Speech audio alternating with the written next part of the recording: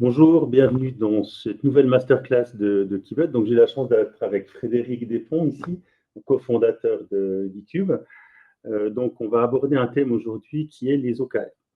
Et avant de parler d'OKR, on va parler de ce que vous allez en sortir. Les OKR, c'est une méthodologie qui a fait le succès d'Intel, puis de l'ensemble des GAFA de la Silicon Valley, et qui est quand même un peu plus difficile à faire vivre aux États-Unis qu'ici, parce qu'on est plus latin, on est plus spontané, on est plus différent, on est peut-être moins orienté résultat. Et aujourd'hui, j'ai vraiment la chance de faire cette masterclass avec Frédéric. Pourquoi c'est une chance? D'abord parce qu'on est dans une PME de la région de chez nous, on est en Gruyère, on est à Bulle, on est à côté du Molaison, donc on est vraiment dans quelque chose où on n'est pas près de Zurich ou ailleurs, c'est vraiment chez nous.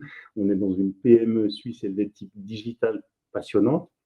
Et puis, quand on a parlé d'OKR il y a un certain nombre d'années, quand on a été dans les premiers en Suisse à l'introduire, notre premier client avec qui on a travaillé, c'est eCube et c'est Frédéric. Donc, on a un retour de 6 ans d'expérience sur comment ils l'ont vécu chez eux, comment ça a été fait, comment ça a évolué, et je trouve que ça, c'est super riche.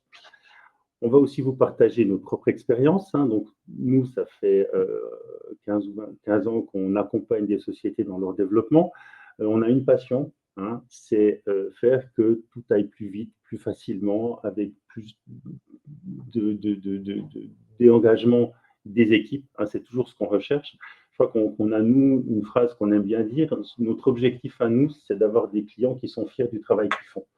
C'est de se dire, on a de la chance de travailler dans cette entreprise, on a la chance de pouvoir faire ce qu'on fait, et c'est quelque chose qui nous guide dans l'ensemble de nos missions. On reparlera un peu de ce qu'on fait. Ce que vous allez y trouver aujourd'hui, les OKR, c'est une méthodologie. On va voir comment eCube les a installés, comment eCube les a développés, ce que ça a amené à eCube.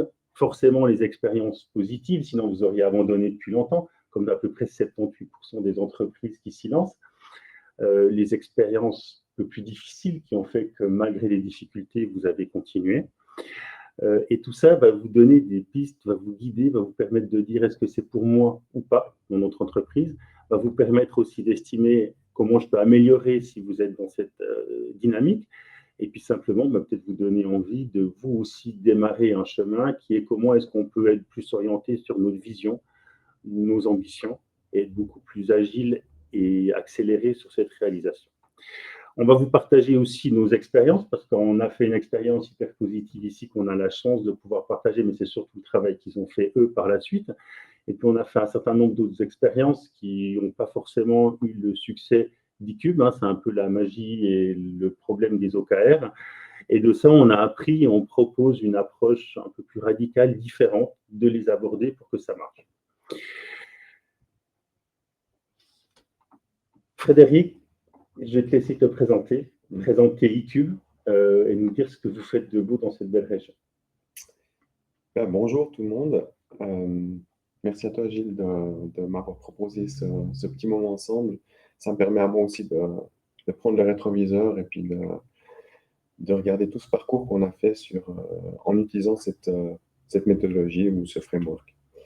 eCube, tu l'as déjà légèrement présenté, peut-être certains se sont renseignés, puis c'est pas le sujet du jour, mais en quelques mots, nous sommes une société de services dans l'informatique industrielle.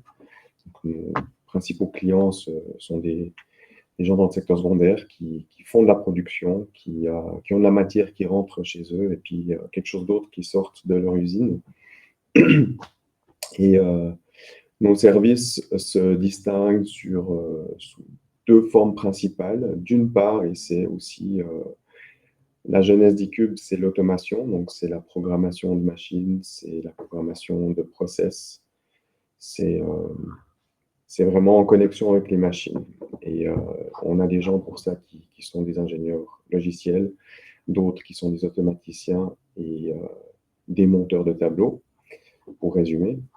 Et d'autre part, c'est aussi du logiciel, mais ce sera du logiciel d'information, c'est l'informatique pure, et toujours au service de ces entreprises de production ou de facility management. Et ces logiciels d'information, eux, ils servent à faire de la planification, de l'ordonnancement, puis du suivi de production.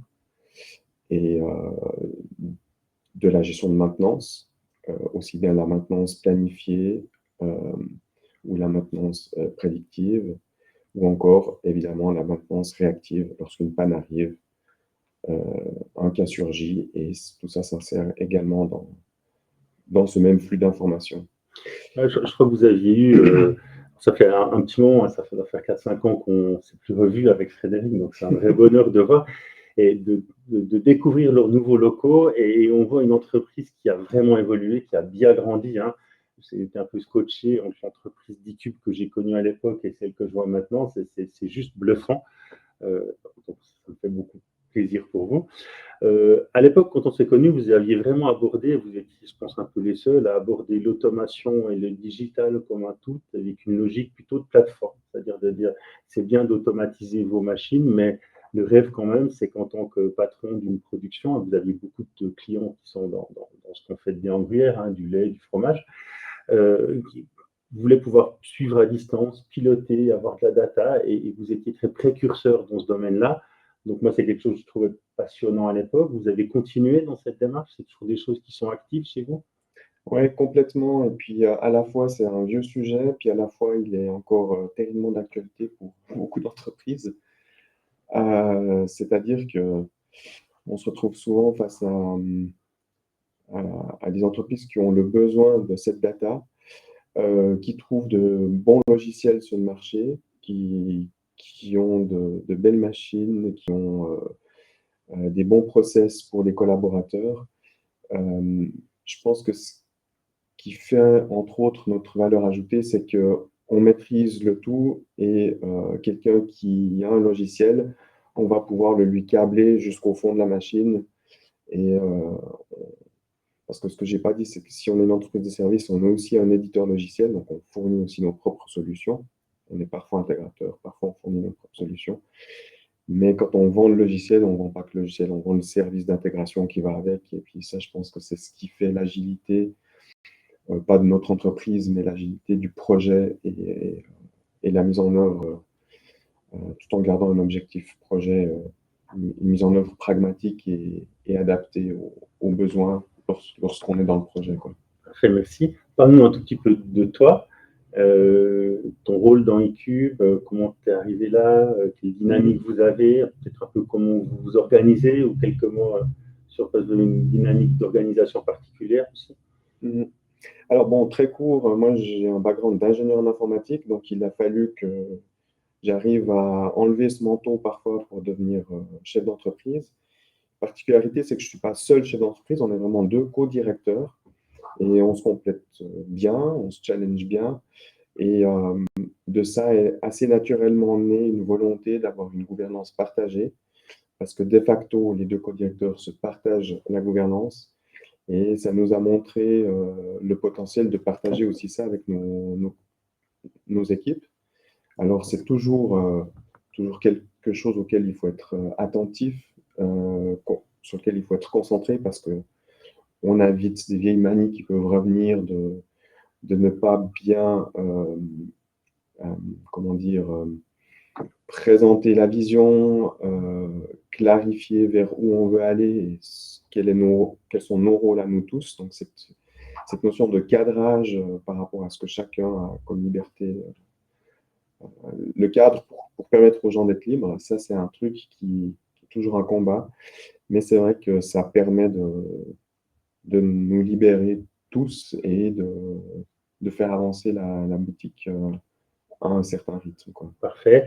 Venons-en au sujet du jour, hein, les OKR, Objectif Key Result. Alors, en quelques mots, est-ce que tu peux nous dire ce que ça veut dire, pour Alors, ceux qui ne le connaissent pas? OKR, Objective and Key Result, donc en français, c'est objectif et résultat clé. Ma définition de tout ça, c'est que c'est un cadre de travail pour avancer avec les objectifs d'entreprise. Les objectifs, en fait, on les décline en résultats clés, qui sont des objets plus petits, plus précis, avec un but plus tangible, un résultat peut-être plus palpable dans le quotidien. Et je pense que c'est vraiment cette notion de décliner un objectif d'entreprise vers un résultat clé de trimestre en ce qui nous concerne. Donc, ça nous permet de faire un breakdown vers quelque chose qu'on va atteindre en l'espace d'un trimestre. Et puis derrière ça, il y a évidemment encore un autre breakdown. La clé, c'est que pour atteindre un résultat, il y a toute une série de tâches. Et puis ça, c'est vraiment un travail collaboratif entre ceux qui définissent les résultats correspondant aux objectifs et ceux qui les décomposent en actions. Merci. Chez eCube, pourquoi est-ce qu'on l'a introduit? Quelle était la motivation derrière ce move, quelque part, qui était à l'époque complètement précurseur en Suisse? Ça commence à être un petit peu à la mode, mais à l'époque, je crois qu'on était dans les premiers à le faire. Alors évidemment que quand tu m'as parlé de ça, je ne connaissais pas, parce que je ne suis pas un grand lecteur de littérature de management, mais on avait, peu de temps avant de mettre en place cette mécanique OKR, on avait défini une vision d'entreprise avec ses ambitions et sa mission, voire même une partie de sa raison d'être de l'entreprise, parce qu'en co-dirigeant l'entreprise, il fallait non seulement avoir une bonne complémentarité, mais il fallait à un moment donné poser les choses noir sur blanc pour qu'on sache où on va ensemble et puis se rapprocher à ce qu'on avait convenu. Bon, on avait ça. Ensuite, on a structuré l'entreprise en cercle. Hein. On a été chercher ce terme de cercle pour dire groupe ou sous-groupe ou équipe ou business unit. On a été chercher ça en holacratie. Tout ça, ça se décline de cette envie d'avoir une gouvernance partagée. Et puis, une fois qu'on avait un joli concept de vision d'entreprise et une jolie structure d'équipe, il nous manquait un petit peu le truc qui fait tourner tout ça, quoi. Et on se rendait compte qu'on avait nos objectifs, nos ambitions, qu'on avait nos équipes, mais qu'il fallait mettre tout ça en œuvre dans un quotidien. Et puis c'est là où vraiment l'OKR a été l'outil qui nous a permis de mettre tout ça réellement en branle et puis de faire avancer l'entreprise vers nos ambitions. Alors, aujourd'hui, on est à peu près 6 ans après le moment où ça a démarré, donc il s'en est passé des années, des trimestres. Hein. On avait démarré, je me rappelle, ton équipe avait dit vous êtes complètement fou. On avait réuni toute l'équipe dans un restaurant, on leur avait donné les résultats clés qu'on voulait atteindre et on les avait mis au travail directement en disant fondez-nous les actions avec un rythme, avec une dynamique très rythmée pour alimenter la machine et démarrer. Et c'est comme ça qu'on a démarré. Ensuite, tu as repris les choses en main et tu les as fait. Si on regarde rétrospectivement, qu'est-ce que ça vous a amené dans ces 6 ans? Quelle a été la part des OKR dans le succès, la croissance de vos entreprises? Vous êtes à peu près une quarantaine maintenant, c'est juste? À l'époque, je pense qu'on était à peine 15. À peine 15, exactement. Bon, ce n'est pas non plus une croissance fulgurante et ce n'était pas un objectif en soi, hein, mais c'est un moyen pour réaliser certaines ambitions. Après, effectivement, ce que ça nous a apporté, bon, peut-être qu'il faut que j'explique comment ça se passe tout ça, parce que là, ce que j'ai dit, c'est qu'on a des objectifs qu'on décline en résultats clés, qu'on décline en actions. Tout ça, on le fait chaque trimestre. Donc, à chaque trimestre, on a des rituels. Donc, on a déjà un point marquant, c'est la fin du trimestre, dans lequel on célèbre les résultats clés qu'on a obtenus. Et cette célébration, elle a lieu avec toute l'équipe. Et chaque cercle de l'entreprise va présenter les résultats clés auxquels il s'était engagé au reste de l'équipe. Et la durée de ce rituel?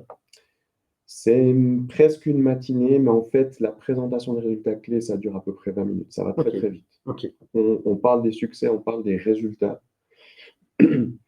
Et puis, après ces 20 minutes, on refait un tour de table avec ce que j'appelle chez nous les OKR Champions. C'est vraiment les personnes relais qui gèrent les OKR par cercle. Okay. Et donc, chacun de ces champions, on a 6 ou 7 cercles actuellement chez eCube. Donc, il y a 6 ou 7 personnes qui prennent la parole à tour de rôle pour présenter les résultats au reste de l'équipe. Et ensuite, donc, dans le deuxième tour de parole de ces personnes, on met des highlights sur certains résultats qu'on présente plus en profondeur.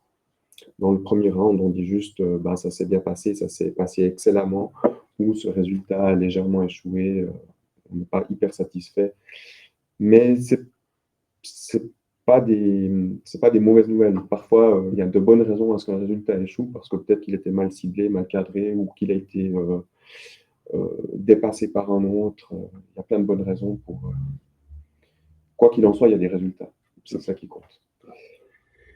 Et donc, la suite, ensuite, donc après, il y a eu les OKR Champions, on verra qu'on a aussi repris ces termes et ces rôles importants, ils sont très structurants. Ces champions donc, expliquent un peu plus en détail certaines choses. Et ensuite, comment ça se passe? Bon, là, on parlait de la présentation des résultats passés, mais effectivement, après, il faut amener les résultats du trimestre suivant. Et c'est un petit peu à l'écoute des résultats passés, des ambitions futures, que tout le monde a voix au chapitre pour présenter ce qu'il trouverait bien de faire comme prochain résultat. Okay. Et là, ça se passe dans cette même séance collective ou ça se passe dans un deuxième temps? Non, ça se passe dans un deuxième temps. Donc, en fait, ce qu'il faut voir aussi, c'est que depuis, ce qui se faisait de manière absolument collective lors de la première édition, il y a 6 ans, se fait aujourd'hui par cercle. C'est-à-dire qu'il y a une rétrospective du trimestre qui se fait de manière plus précise par petits groupes, par cercle. Et ça, souvent, ça donne lieu à qu'est-ce qu'on a fait de bien, hein. Typiquement d'une rétrospective, on emprunte ça à des frameworks comme le Scrum, hein, pour les frameworks d'agilité pour mener des projets. Donc là, ça nous permet aussi de révéler certains grains de sable, donc d'utiliser les résultats clés comme un système pour enlever les grains de sable dans la mécanique de l'entreprise. Et aussi, il ne faut pas l'oublier, ce n'est pas juste de l'amélioration continue pour de l'amélioration continue, mais il faut qu'il y ait de la valeur, il faut que ça réponde à une ambition. Et donc, en fait, on va dire dans notre canevas, notre modèle, on peut voir ça comme un document dans lequel on a une structure. On doit absolument évoquer les motivations d'un résultat clé, on doit évoquer les manières de mesurer ce résultat clé, sans quoi on n'est pas sûr qu'il ait de la valeur. Et ça, c'est aussi important pour se prévenir de juste faire des résultats clés pour faire des résultats clés. C'est ce que tu m'expliquais ici. Vous avez monté un modèle sur un document qu'on voit ici, où vous allez décrire un certain nombre de choses pour que le résultat clé soit accepté, acceptable et suivi. Voilà, exactement. C'est vraiment à notre sauce, hein. Il y aurait certainement plein d'autres manières de le faire et plein d'autres contenus, structures à avoir, mais ce qui est important, c'est qu'un résultat clé qui tient en une phrase, il doit quand même avoir un petit peu de corps derrière et puis un peu de réflexion avant qu'on le lance en action. Ok. On verra qu'on partage complètement cet élément et qu'on a mis aussi quelque chose de très structurant qu'on appelle un key result qualitativement validé. Parce qu'un key result mal défini, c'est de toute façon de l'énergie, un résultat qui n'est pas au rendez-vous. Donc, il vaut mieux se focaliser sur moins de résultats clés très très bien définis qualitativement, avec tout ce qu'il faut dedans pour que ça réussisse, plutôt que de partir sur des résultats clés un peu flous en disant sur un malentendu ça va marcher, parce qu'en général ça ne marche pas beaucoup. Alors, j'aimerais bien rebondir sur ce que tu dis, parce que je suis 100% d'accord, et c'est la théorie. Et chez Cube, on fait des OKR depuis 6 ans, chaque trimestre. Donc ça fait 24 fois qu'on a répété l'exercice. À chaque fois, on a aujourd'hui, en tout cas, 20 résultats clés de l'entreprise. C'est énorme. Et ils sont de loin pas tous bons, parfaits, qualitativement parlant. Et je pense que c'est un petit peu ça la clé de l'endurance. C'est qu'on accepte que tout ne soit pas parfait. On sait ce que c'est l'idéal, mais on accepte qu'il y ait des résultats clés qui soient un petit peu branlants. Ouais, franchement, je pense que c'est important faut être indulgent avec soi-même, parce que si on est trop perfectionniste, en fait, je pense que c'est une des raisons d'échec et puis de renoncement à la méthodologie. Après, il faut qu'un certains fondamentaux sont là, et vous l'avez dit. Si on ne sait pas quelle valeur ça va produire, s'il n'est pas mesurable, si on ne sait pas trop qui va s'en occuper, ou s'il n'y a pas... On fait toujours très attention au fait que les gens qui le prennent, ils soient relativement indépendants pour le faire et il n'y ait pas trop de dépendance avec d'autres choses, parce que c'est beaucoup plus compliqué à gérer dans une dynamique si j'attends des résultats de quelqu'un d'autre pour pouvoir commencer le bien. Enfin, c'est le début où on génère un flot d'excuses voulu pas pu, et puis on cherche toujours à dire on a réuni toutes les conditions de succès pour que ça marche. Et après, effectivement, si la petite équipe ou la personne qui l'a pris en main est confiante, let's go. Mais aujourd'hui, si on sent qu'il y a des choses, on préfère travailler ces choses avant de lâcher parce que ça va être des difficultés qui vont sortir. De toute façon, des difficultés, il y en aura. Je te remercie. Si on parle maintenant un peu de ce qui s'est moins bien placé, est-ce qu'il y a quelque chose, des expériences, des difficultés, comment vous les avez relevées, des choses dont tu pourrais nous faire part? Bon, moi aujourd'hui, tu me posais la question avant, quel est devenu mon rôle chez Cube, etc. Je pense qu'une de mes redevabilités principales, c'est justement de m'assurer que cette mécanique continue à tourner. Donc, je pense faire vraiment partie forte de la source de tout ça, avec un degré d'adhésion qui est variable dans l'équipe, mais c'est sûr parce que tout le monde n'est pas touché d'aussi près par les résultats clés en tout temps. C'est pour ça que c'est important d'avoir avec soi une vraie équipe qui relaye ça par petits groupes. Donc, les dangers, ceux qu'on a vécu, c'est d'avoir des résultats clés qui concernent trop de monde, c'est d'avoir une mauvaise définition qui fait qu'à la fin du trimestre, on se retrouve avec quelque chose qui est un peu dans le néant. Et puis, on a perfectionné tout ça au fur et à mesure. Par exemple, au début, on lance au début du trimestre et puis on se voit à la fin du trimestre et puis on laisse les gens en autonomie à s'auto-responsabiliser sur l'avancement des tâches. Et puis en fait, maintenant, on fait un check mensuel. Ok. Donc c'est entre toi et les champions. Moi et le champion, on fait un check mensuel. Okay. Et ce champion fait un check avec les personnes impliquées dans le résultat. Ok, et ces check-in, ces moments, c'est des moments de quelle durée à peu près? Alors, moi, je réserve demi-heure par mois avec chaque champion, donc avec 6 personnes. Parfois, ça va même plus vite. Puis parfois, on se dit, tiens, ça, on pourrait peut-être reformuler un peu différemment pour être sûr d'avoir un résultat intéressant à la fin. Puis ça prend un peu plus de temps. Puis c'est aussi pour échanger et ensemble perfectionner la méthodologie, pas seulement le résultat en soi. Okay. Et donc ça, c'est du one-to-one avec chaque champion. Et du côté des champions vis-à-vis des résultats clés et des personnes impliquées dans les résultats clés, le temps qui passe par mois sur ces éléments? C'est pas si important en fait. C'est peut-être ça qui peut être effrayant, mais en fait non. Et puis peut-être une précision importante, c'est que si on décline un objectif en résultat clé puis en action, c'est pour que précisément ce ne soit pas trop contraignant dans le temps et que ça s'insère dans un quotidien. Une tâche d'un projet pour un client, c'est à peu près la même dimension qu'on met une tâche d'un résultat clé. Puis comme ça, c'est deux choses qui peuvent se manager en alternance, en séquence ou en parallèle. Mais ça, en fait, moi, ce que j'aime beaucoup dans cette méthodologie, en tout cas dans la manière dont on se l'est approprié, c'est qu'on inscrit nos ambitions stratégiques dans un quotidien de projets, de services après-vente. Ça se mélange tout ça. Okay. Donc, c'est d'avoir réussi à faire ce fameux lien entre le stratégique, qui est bien souvent un peu déconnecté, voire même pas connu des équipes, jusqu'à la personne qui travaille au quotidien et qui va faire que non seulement il aura compris où on a envie d'aller et quelles sont les ambitions, mais il sera capable d'agir à son niveau sur le progrès qui peut amener sa participation dans ses ambitions au travers de cette méthodologie.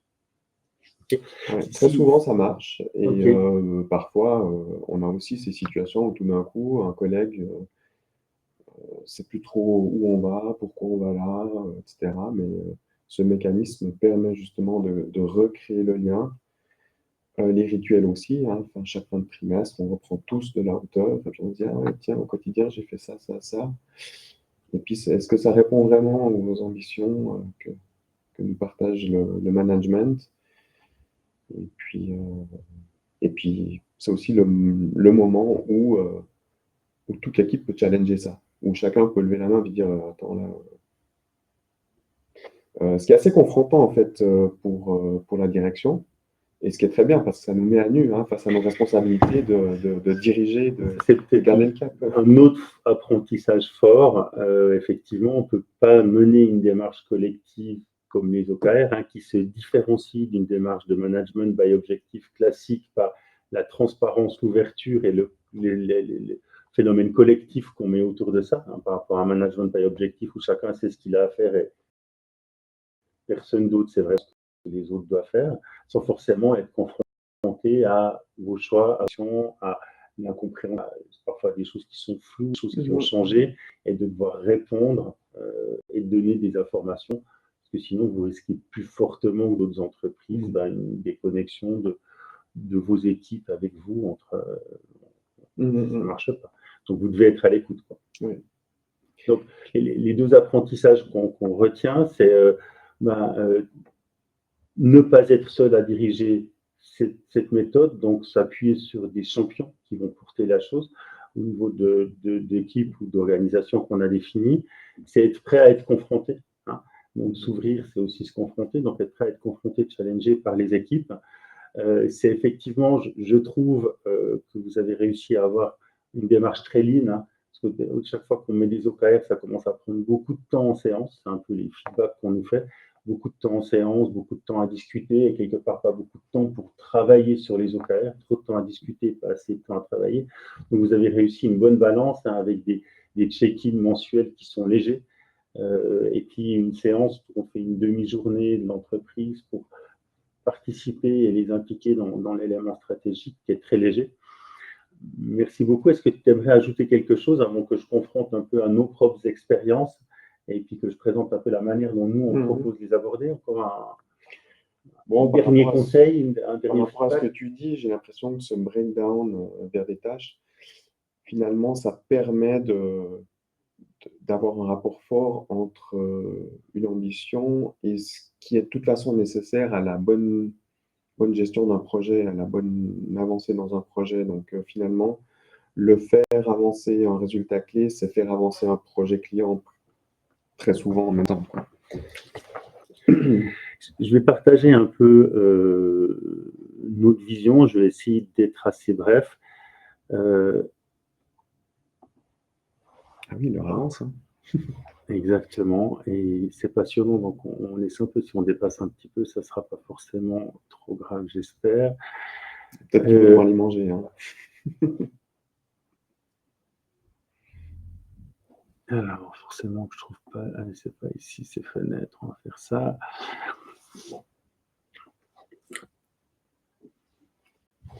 En quelques mots, c'est ce qu'on fait. On est des accélérateurs pour les équipes et notre seul objectif, c'est de garantir vos résultats. Avec le temps, quels que soient les mouvements stratégiques qu'on a envie de faire, que ce soit de l'OKR, que ce soit de la stratégie, que ce soit de la compliance, de la digitalisation, etc., on a développé une approche qui est de dire l'essentiel, c'est de travailler.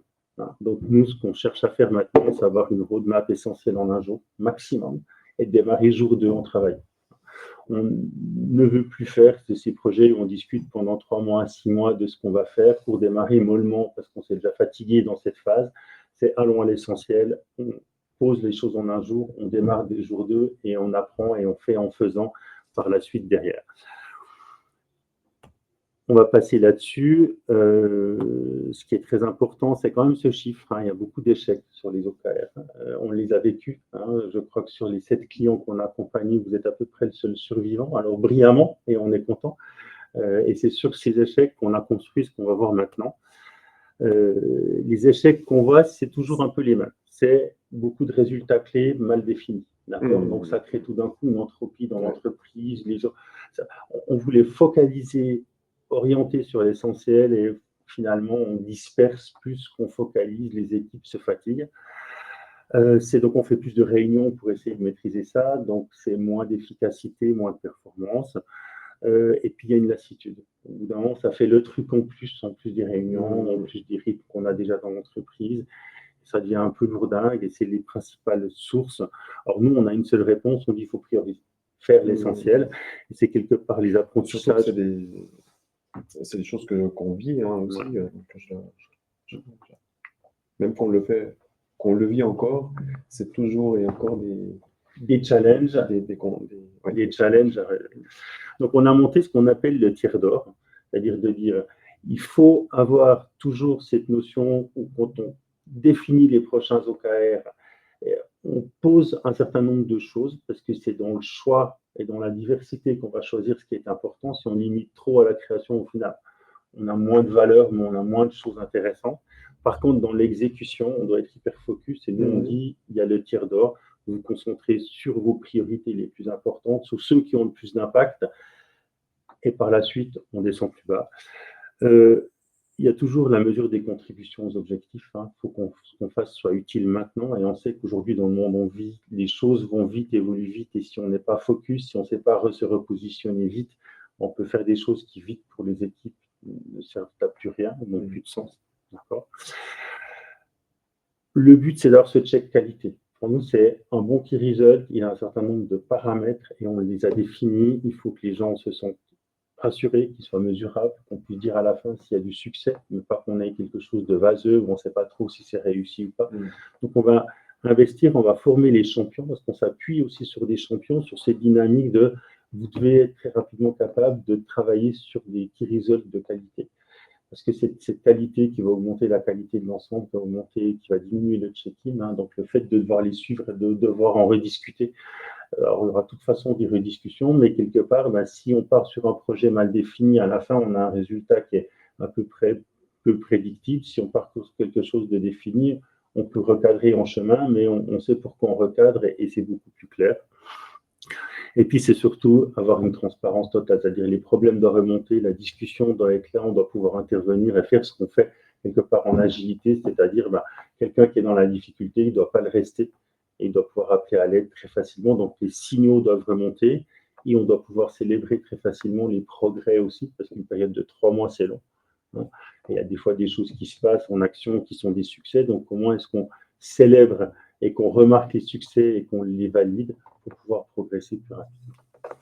En termes de manière de ce qu'on propose de faire, alors, en plus de notre accompagnement, on se base toujours sur notre technologie qui est unique, qui est notre outil, qui est Keybud, ici.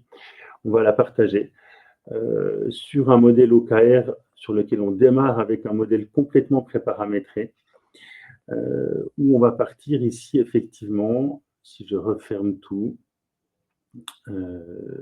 action, fermer tous les niveaux, ce qu'on appelle des axes stratégiques. On a un certain nombre d'axes stratégiques, c'est les endroits sur lesquels on va se développer, sur lesquels on va tout de suite gérer des priorités. Il y a des axes plus forts que d'autres, on peut en avoir 2, on prio 1, et on va pouvoir décliner ici ces éléments plus bas. Puis ensuite, on va remonter tout un tas d'informations qui pour nous sont pertinentes en termes de pilotage, parce qu'il faut les piloter, ces OKR. Le premier, est-ce que ça va ramener de l'argent ou pas? C'est ce qu'on appelle le ratio d'impact.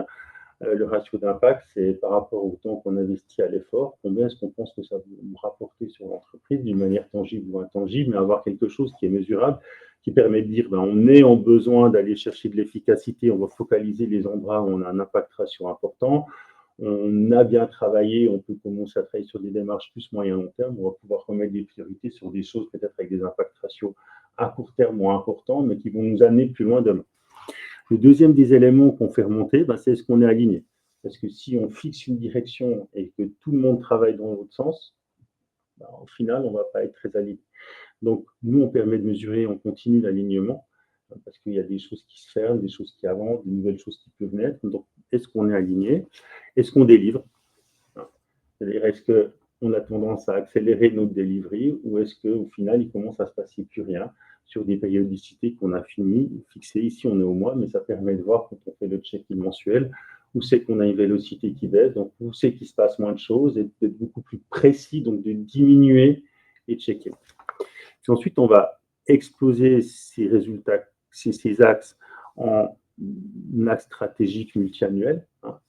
Et puis, on va pouvoir encore redescendre ici et tout de suite voir que sous notre prio 1, que j'ai un petit peu forcément orienté ce matin, hein, là, on n'a rien du tout. On n'a même pas d'objectif annuel, on n'a même pas d'initiative, on n'a pas de key result. Donc, la probabilité qu'on bosse sur ce truc, il est nul aujourd'hui. Donc, on sait qu'on doit aller mettre le focus. Et puis, si je descends plus bas, je vais pouvoir voir ici que sur la priorité 3, on a une initiative et que cette initiative, elle est déclinée en key result dessous. Et puis que les key results, ils ont l'air d'aller, il y en a un qui va bien, un qui va moins bien par rapport aux éléments. Et puis ici, on va pouvoir remonter des éléments agglomérés pour pouvoir piloter plus facilement. Ouais, là, on voit extrêmement bien ce fameux breakdown dont on parlait tout à l'heure. Et on va aller chercher de nouveau cet hyper-focus de la manière suivante. On voit ici notre réseau de priorités. Donc, on sait tout de suite si on est concentré ou pas. Mais il est aussi important que dans l'entreprise, chaque personne, chaque équipe, chaque cercle, même s'ils ne sont pas sur des sujets prioritaires, ait au moins une priorité 1 sur laquelle travailler. Parce que sinon, on a des gens qui se mettent en attente, et ça, c'est pas bon. Donc, on va pouvoir ici faire le lien avec l'organisation. On va voir que business développement, on a une prio 1, c'est bon. Et puis ici, sur produit, on a un problème, on a 2 prio 1.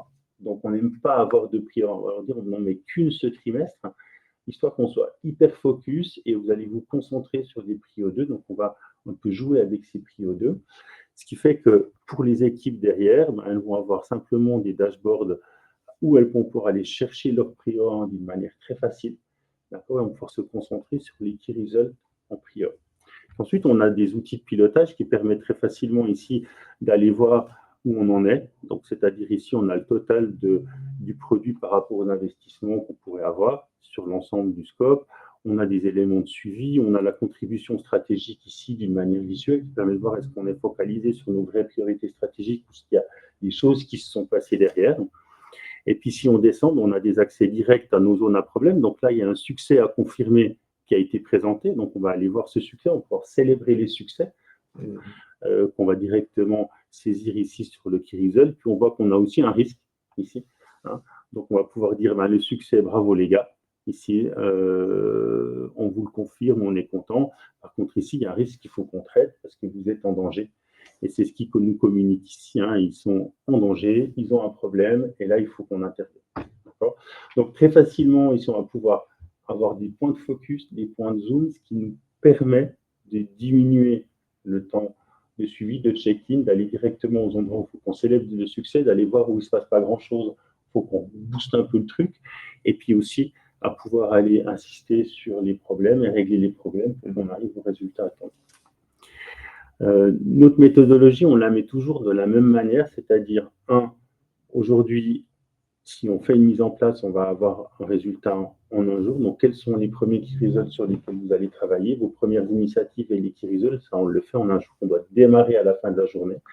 On va parler aussi de la méthodologie, on la démarre le plus simple possible, mais on va aussi se baser directement sur des champions. Et on va pré-identifier les champions, parce qu'au début, on pensait qu'ils allaient émerger par eux-mêmes. Ça ne marche jamais. Donc, après, c'est-à-dire que vous avez toujours besoin d'un consultant qui vous accompagne, parce que ça ne marche que si c'est porté par des gens en interne qui y croient et qui sont le moteur de ça. Donc nous, en tant que conseillers, on est là pour activer, démarrer, et le plus vite possible, on se retire pour laisser le jeu en champion, comme on l'a fait chez vous. On a fait on a accompagné 1 ou 2 trimestres, et vous avez très bien pris la main derrière, rapidement. Le plus tôt possible, on se retire, le mieux on se porte.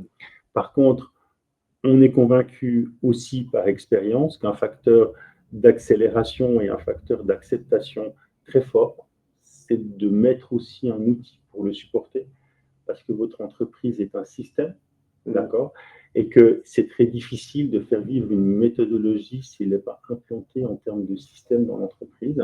Elle va s'épuiser. Les autres outils qui sont en place vont lui rendre la vie difficile, et le système va finir par progressivement la rejeter. Donc, c'est pour ça que dans une démarche rapide où vous voulez avoir des résultats en 3 mois et puis avancer très vite, il faut, de notre point de vue, c'est devenu quelque chose qu'on ne négocie plus, quelque part, accepter qu'on modifie le système pour que les pratiques puissent se développer beaucoup plus vite. Ça, c'est notre retour d'expérience. Donc, quelque part, dans les pièges à éviter, trop d'OKR. Alors nous, on aime la diversité, on aime qu'il y ait beaucoup de choses parce que c'est là qu'on détermine les vraies idées d'innovation qui font progresser, mais après, on resserre très vite. On resserre très vite, priorité 1, on démarre. La priorité 1 dans notre mise en place, elle est variable, c'est-à-dire que je peux avoir une priorité 1 au début hyper resserrée pour avoir peu de choses, parce que si j'ai trop de choses, ça ne va pas bien. Et après, on va écarter gentiment jusqu'au moment où on arrive au point d'équilibre, on ne peut pas en digérer plus, mais on a toujours ce point de focus. Deuxième élément, on l'a partagé des champions. Si vous êtes seul à porter ça, que vous n'avez pas des champions, ça ne va pas marcher, simplement. Donc, nous, identifier les champions avant de commencer, c'est important.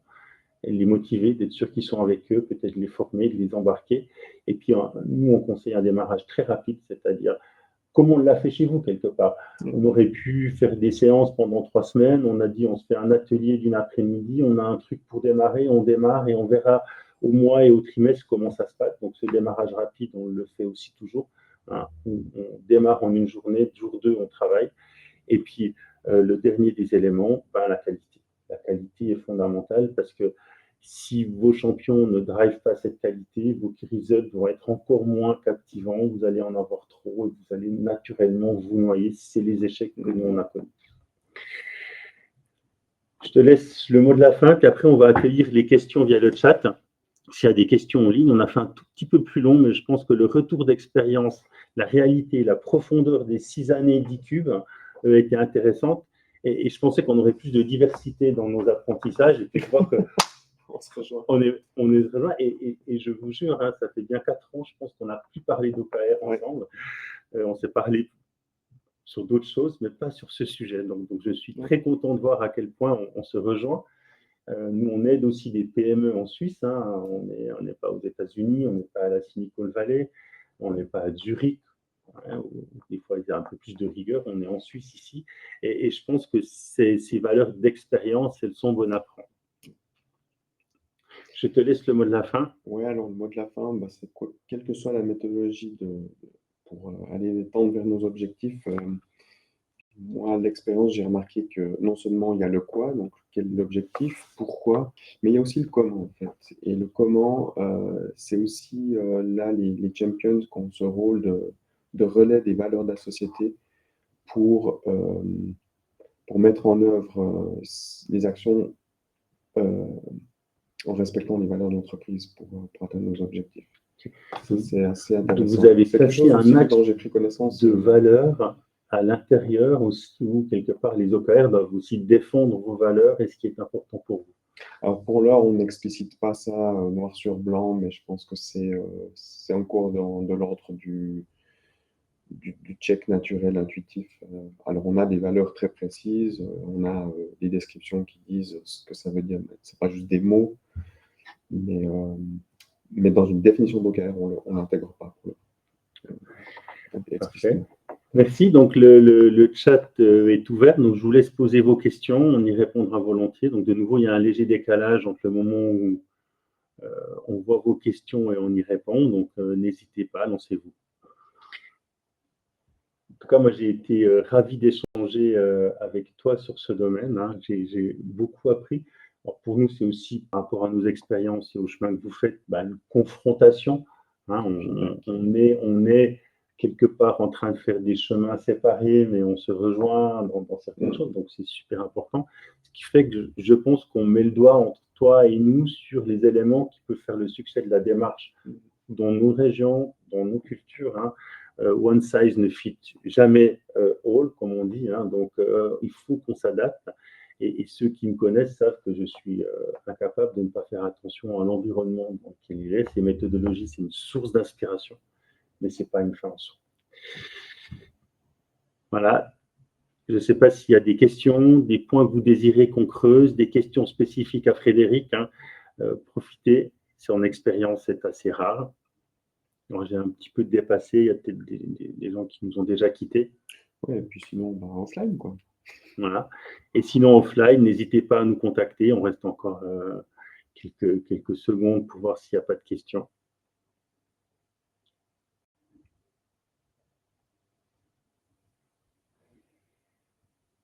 Donc, à ceux qui doivent partir, bon appétit. Merci d'avoir été parmi nous. Voilà. Merci beaucoup pour votre participation. On va clore ici ce chat. N'hésitez pas à nous contacter, soit moi, soit Frédéric, si vous avez des questions. On serait ravis de pouvoir y répondre avec vous en direct. Très bonne journée à tous. Merci beaucoup. Merci encore Frédéric pour ce moment.